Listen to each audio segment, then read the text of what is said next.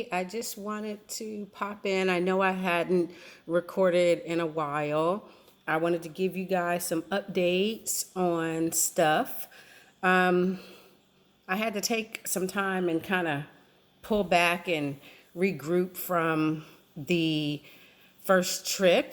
And so, with that being said, let's talk about the meat and potatoes. The meat and potatoes are got back, had the worst cycle ever, late as hell, but worst cycle ever. After the first round of treatment.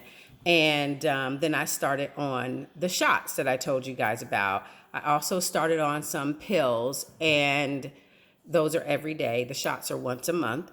And those are hopefully going to shrink the fibroids and fortify my uterus so that the next round of treatment will work. I'm really optimistic about that. Worst case scenario is I have to have a surgery and remove the fibroids if they're still sizable enough to where the doctors think that it's going to be adversely impactful. So my plan is to go back, buy a one-way ticket, and find out whether or not I have to have the surgery. If I have to have the surgery, that's going to definitely set my timeline back 2 to 3 weeks at least, before I can start all the prep and all of the treatment stuff for the actual transfer. What I didn't mention before is that we do have enough of my husband's specimen to do a treatment without him having to come back with me. So we've got a couple more vials of his specimen so that I can be there and he can be home and work and take care of things closer to home. This isn't a very linear video. I hadn't really planned on videoing, but it just kind of hit me. So I'm doing it. So if I'm all over the place, forgive me. So medicine, specimen, one-way ticket. And so if I have to have the surgery, it's going to extend it by at least 3 weeks, probably, maybe even a month. So right now I'm just kind of being open-minded about being there 2 months. I'm trying to time it around my cycle so that everything kind of falls into place, but it may not work out that way. Right now, my cycles are back on to a schedule closer and similar to what they were when I was in my 20s and 30s. So that's reassuring. And I'm not sure if it was the kickstart with all the hormones I had before or the medication I'm currently taking, but this month's cycle was normal and on target, like on target.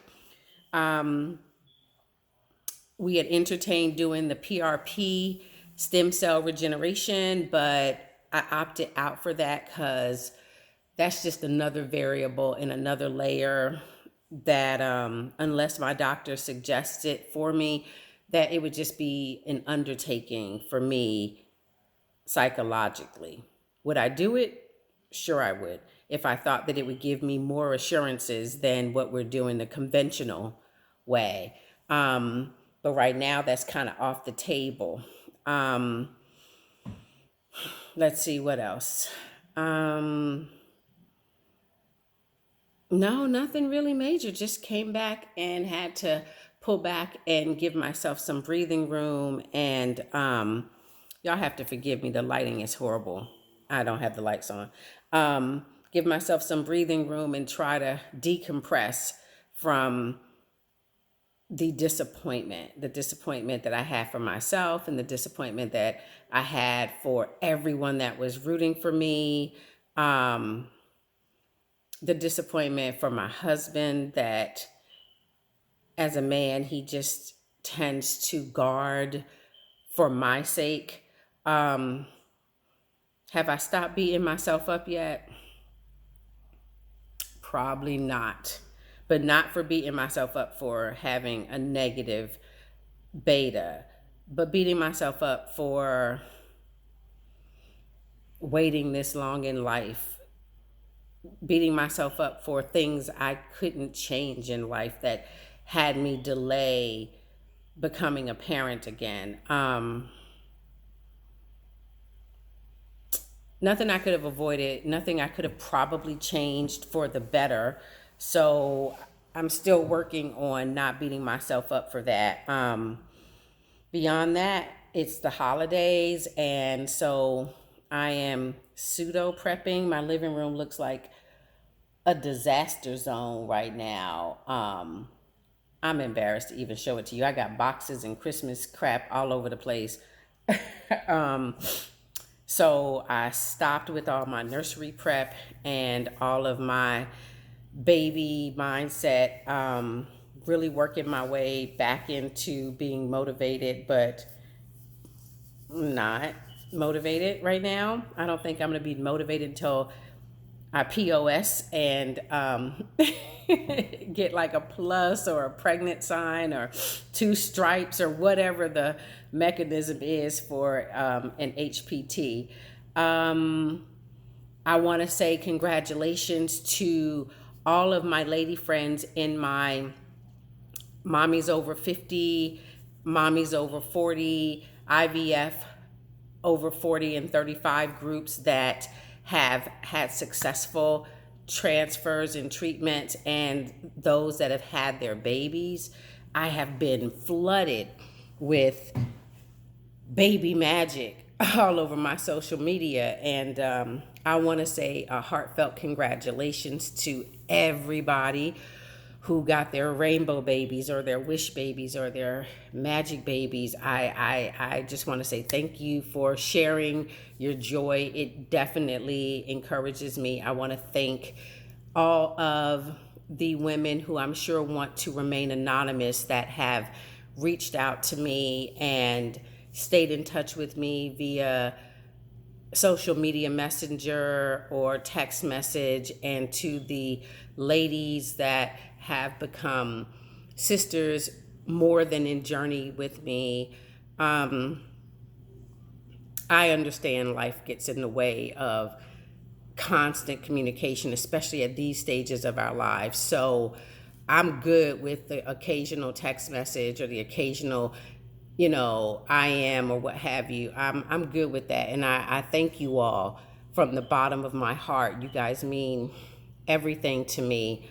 I want to thank the ladies that were kind enough to send me supplies, because being here in the States and having treatment out of the country, sometimes those prescriptions can't be filled here in the States, and it gets to be daunting trying to get those prescriptions filled, and the medications here are astronomical, which I know a lot of you have encountered with or without insurance. And so I want to thank the 2 amazing women that, through their suffering and their hardship and their sorrow, paid it forward. And I try to pay it forward by sending me supplies and hormones and medicines and what are those, aspirin and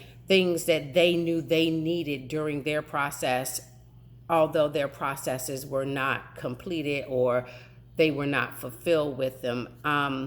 That touched me more than anything. I want to say a heartfelt thank you to those ladies. You know who you are, and I won't put that out there, but it means and has meant so much to me, and so I'm paying it forward. I'm also paying it forward with my Mommies Over 50 and TTC and IVF groups for women over 50 that are still trying or trying for the first time. I am trying to put together a crowdfunding of IVF treatment support for our women in our 40-50 age group, because I've got a lot of lady friends. in the UK and abroad and here in the States that are experiencing the weight of the expense of this treatment. I get it. I get it. And so I'm trying to pull together a few people to get a framework for what that support will look like. It's going to be in the form of a lottery with crowdfunding from people in our social network groups.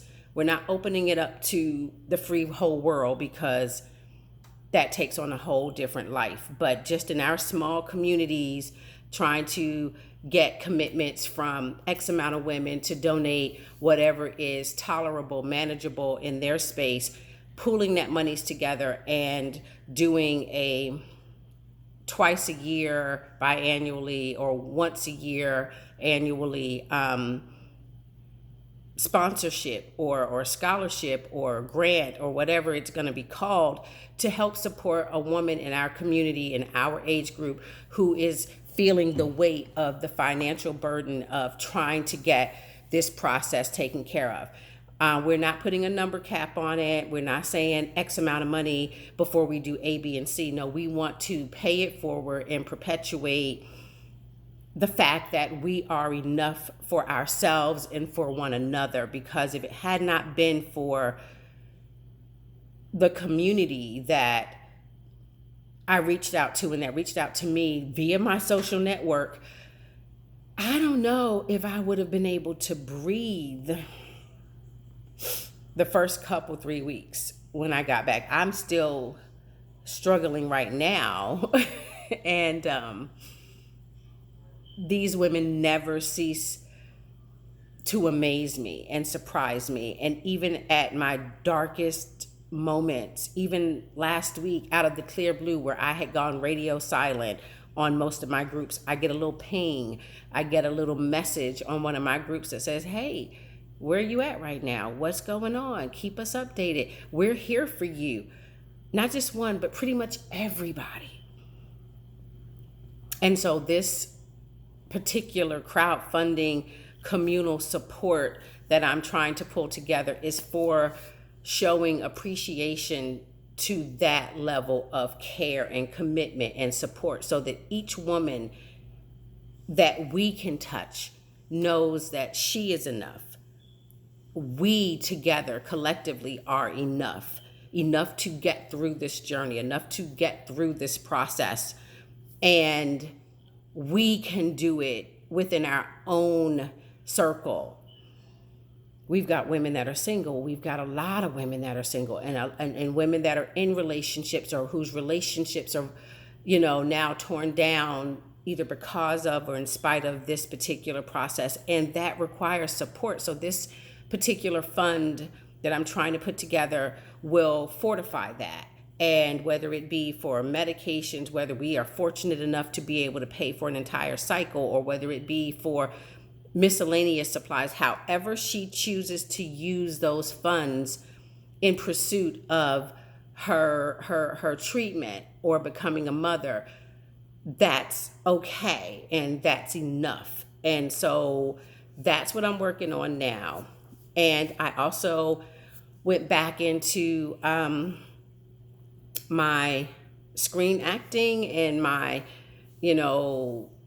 movie type thing that I do, tweaking on my screenplay, and neither of which have anything to do with this IVF journey, but it has to do with me and how I cope. All the shifting dynamics of my life, and they came at me as soon as I got back. Prior to my getting back, they require the time and the attention that they require. And I was giving and giving and giving so much of myself emotionally and psychologically on levels that my husband couldn't relate to, my children are not ever going to be able to relate to, that my mother and my mother-in-law, my sisters, no one could quite relate, and I wouldn't expect them to, but I knew I needed to do something that made sense to me.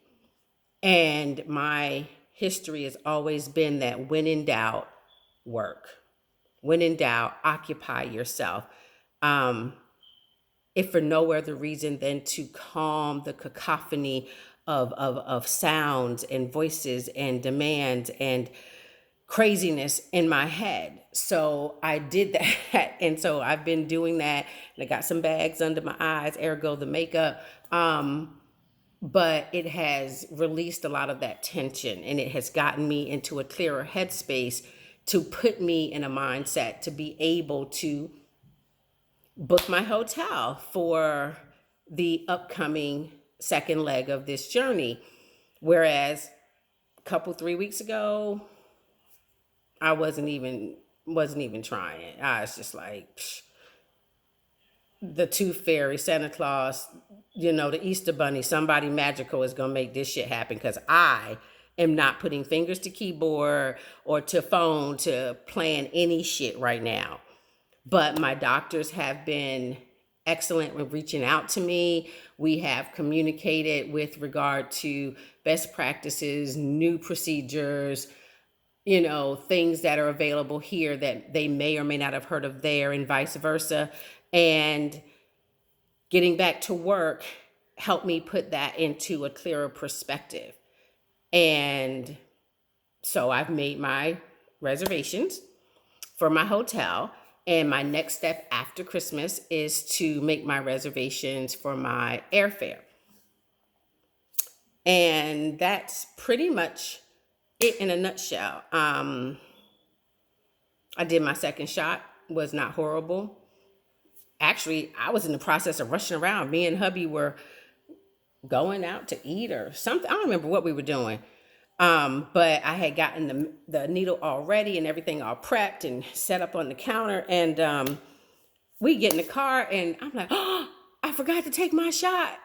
So we turn around and I come back and it's just sitting there waiting on me. So literally I grabbed the swab, I grabbed the syringe, and I'm heading out the back door. And I'm like, you know what? I got to get this done. And I just remember it was instinctive, 45-degree angle, subdermal, in there, didn't even feel it, didn't waste a drop. I was impressed with myself. Sharps container, biohazard, here we come. And I was out the door. I was proud of me. That was like a red letter moment. So I have one more shot to take in January. And a shit fuck ton of more pills to take between now and the time I leave, because I take the pills every day through cycle and everything. And that timing has to be okay. That timing has to be perfect.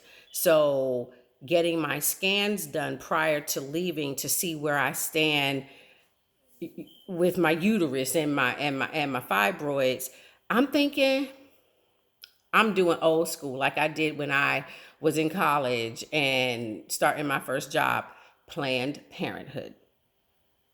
I don't care what your personal feelings are about what services they provide. They provide a host of services. I am an advocate of Planned Parenthood and their services. If it weren't for Planned Parenthood, I would have never known I had endometriosis at 19, 20 years old. Had I not known that and they had not given me a scholarship for preservation of my reproductive viability, I wouldn't have the 3 amazing sons I have now. Thank you, Planned Parenthood. Every year that I could afford to when I was younger, I would donate some monies to Planned Parenthood. And I still do that.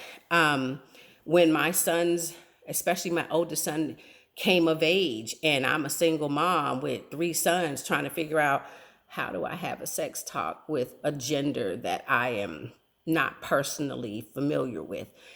Planned Parenthood, their teen group, their male teen group, their men's health awareness groups, they were vital and integral for sex education, sexual health, developmental education, communal education. It was a lifesaver. And so while I'm going through this process in my head, like, do I really want to pay an ultrasound tech a gazillion $1,000,000 for some scans that I know with my doctor would cost me little to nothing? Or what am I going to do? And I thought about it, and I was like, listening to one of my nurse friends, she was like, girl, I know you've been in Planned Parenthood. And I was like, yeah. She was like, hello. I was like, you know what? That's where I'm going. So for all of my annual PAPs, I'm leaving the conventional American doctor programs and I'm going back to Planned Parenthood. I don't care that they provide birth control services or abortion services or whatever services women need in different stages of their lives. All I care about is that they're there and that they remain funded and that they remain supported because we can utilize as women their services for our highest and best good. That's my rant. I'm off of it now. This video has gone on like 21 minutes. I was not expecting that, but I missed you guys. I really missed you guys. And like I said before in many other videos, you guys are my therapy. Videoing these things help me. And thank you for listening. Thank you so much. And I will get back to you guys probably after the holiday with my update and probably closer to when I got my Planned Parenthood appointment for my ultrasounds and that kind of stuff. I'm going to be finished with this video now. I want you guys to have a happy holiday, whatever that is for you. Hanukkah, Kwanzaa. I don't know the other holidays and the only ones I can remember. But if I missed your holiday, have a happy one. Have a safe one. And I will be back right after the holiday and give you guys some more updates. Leave me some comments and messages and stuff and let me know you guys are okay because you guys have been amazing support and some of you guys sit there and wait for my videos to pop up and I'm just like, that's amazing. So thank you for your patience and your commitment to staying in touch with me. That's about it. Okay, I'm going to go now. Happy holidays. Love you. Love me. Bye.